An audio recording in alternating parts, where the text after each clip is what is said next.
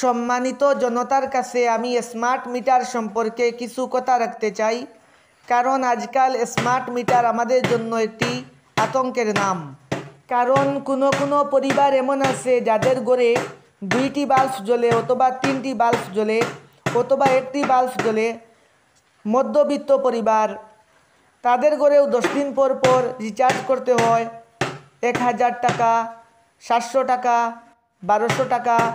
আবার 10 দিন পর পর রিচার্জ নেই বলে কারেন্ট চলে যায়, আবার রিচার্জ করতে হয়। মাস শেষে হিসাব করলে পাওয়া যায় 3000 টাকা তাদের চলে গেছে।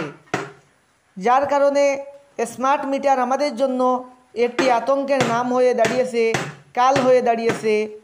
কারণ মধ্যবিত্ত পরিবারের সন্তানেরা পরিবার চালাতেও হিমশিম খেয়ে যায়। তারা রোজগার করে 6000 টাকা অথবা 7000 টাকা। তারা কিভাবে বিদ্যুতের বিল 3000 পরিশোধ করবে, এরপরে সংসার চালাবে? যার কারণে আমি বলতে চাই, আপনারা সবাই খেয়াল করবেন। সরকারের দৃষ্টি আকর্ষণ করছি, আপনারা দেখবেন যে এত বিদ্যুতের বিল আসে বলাই বাহুল্য। যার কারণে মাথা শিউরে উঠার কথা। বিদ্যুতের বিল এত বেশি আসার কারণ কি আমরা বুঝতে পারি না।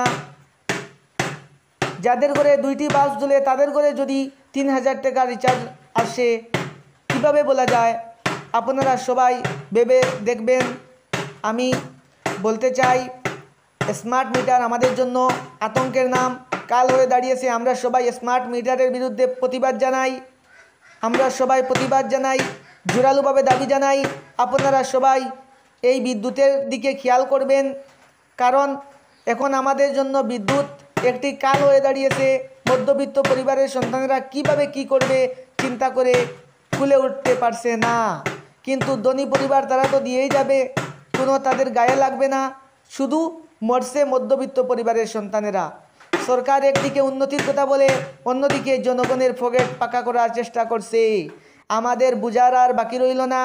যার কারণে আমরা সবাই এই বিদ্যুতের বিলকে পরিহার করার জন্য একত্রিত হয়ে আমরা সবাই আহ্বান জানাই সরকারকে, আপনারা স্মার্ট মিটার তুলে নেন, নতুবা বিদ্যুতের বিল কমানোর চেষ্টা করুন।